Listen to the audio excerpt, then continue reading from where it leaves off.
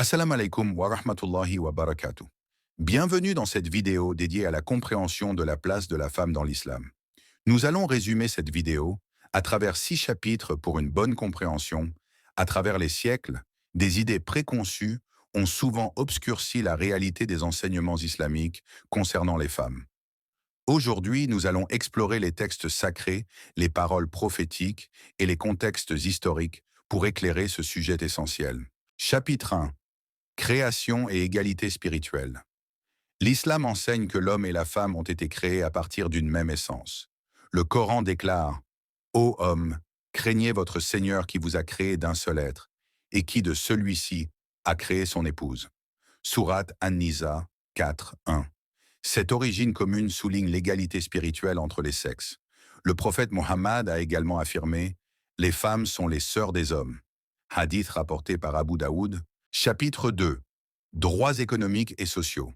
Contrairement à certaines idées reçues, l'islam a accordé aux femmes des droits économiques et sociaux bien avant de nombreuses autres civilisations. Les femmes ont le droit de posséder des biens, de travailler, de conclure des contrats et de gérer leurs finances indépendamment. Le Coran stipule « Aux hommes revient une part de ce qu'ils ont acquis et aux femmes une part de ce qu'elles ont acquis. » Sourate An-Nisa 4:32. De plus, le prophète a épousé Khadija, une femme d'affaires prospère, et a soutenu son indépendance économique. Chapitre 3. Éducation et savoir. L'islam valorise la quête du savoir pour tous. Le prophète a dit « La recherche du savoir est une obligation pour chaque musulman et musulmane. » Hadith rapporté par Ibn Majah.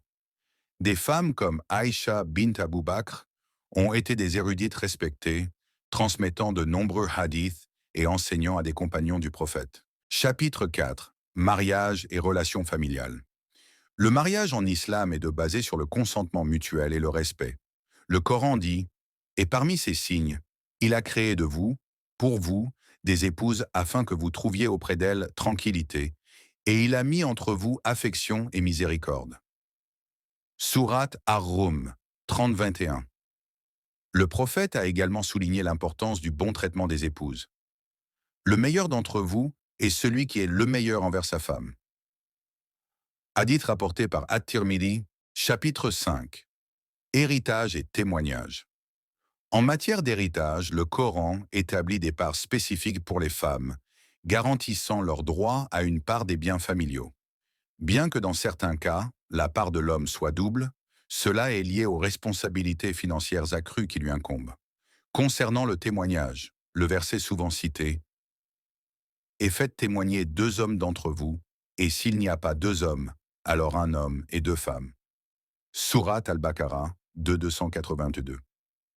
Ce verset concerne spécifiquement les transactions financières complexes et ne diminue pas la valeur générale du témoignage des femmes. Chapitre 6. Voile et modestie. Le port du voile est prescrit dans le Coran comme une expression de modestie. Ô prophète, dis à tes épouses, à tes filles et aux femmes des croyants de ramener sur elles leur grand voile. Sourate Al-Ahzab 33-59. Il est important de noter que le voile est une prescription spirituelle et non une contrainte sociale. De nombreuses femmes choisissent de le porter par conviction personnelle. Conclusion. En conclusion, l'islam reconnaît et valorise la dignité, les droits et les responsabilités des femmes. Les textes sacrés offrent une base pour l'égalité et le respect mutuel. Il est essentiel de distinguer entre les enseignements authentiques de l'islam et les pratiques culturelles qui peuvent en dévier. Merci d'avoir regardé cette vidéo. N'hésitez pas à partager vos réflexions dans les commentaires et à vous abonner pour plus de contenu enrichissant. Wassalamu alaikum wa rahmatullahi wa barakatuh.